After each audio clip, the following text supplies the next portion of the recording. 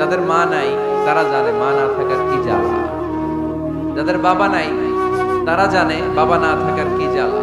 এখন ঘরে ঝগড়া করেন, এখন ভাল লাগে না আব্বা আম্মারে, এখন আব্বা এই ভুল ধরে, আম্মা এইটা বলে, এখন অনেক অসহ্য লাগে।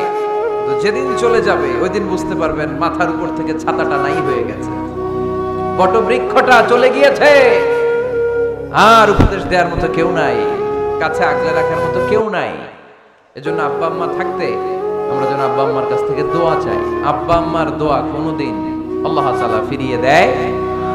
আব্বা আম্মার কাছে দোয়া চাইতে হয়, আব্বা আম্মার দোয়া আল্লাহ ফিরিয়ে দেয় না। দোয়া চাইতে দেরি, দোয়া কবুল করে নেয় কে? আমরা আব্বা আম্মারে রেখে দিয়ে অমুক দরবারে যাই, অমুক দরবারে যেয়ে দোয়া চাই। আসল বড় দরবার যে আমার ঘরে, এটাই ভুলে যায়। আমার আব্বার চেয়ে বড় কোনো পীর সাহেব আমার জন্য হতে পারে, আমার মায়ের চেয়ে বড় দোয়াকারী আমার জন্য পৃথিবীতে থাকতে পারে।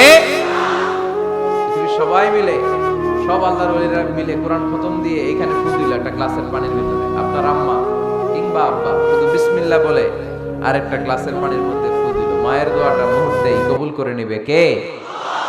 আম্মা আব্বার চেহারার দিকে তাকালেই কবুল হজের সওয়াব দেয় কে? আল্লাহর হাবিব বলেন, রহমতের নজরে তোমার আব্বা আম্মার চেহারার দিকে যদি একবার তাকাও, মুহূর্তেই একটা কবুল হজের সওয়াব তোমার আমল নামে আল্লাহ দিয়ে দেবে। চিল্লায় পড়েন আল্লাহু আকবার। এজন্য আব্বা আম্মা থেকে দোয়া নেওয়ার দরকার আছে না নাই?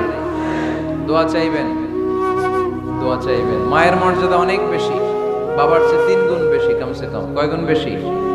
মা মা মা, তারপর বাবা, 3 বার মা। কয়বার মা? একবার বাবা। তার মানে মাকে ইসলাম দিয়েছে স্বর্ণ পদক, দিয়েছে রৌপ্য পদক, দিয়েছে ব্রোঞ্জ পদক, আর বাবাকে দিয়েছে সান্ত্বনা পুরস্কার। আমরা এটা নিয়েই খুশি, ঠিক কিনা?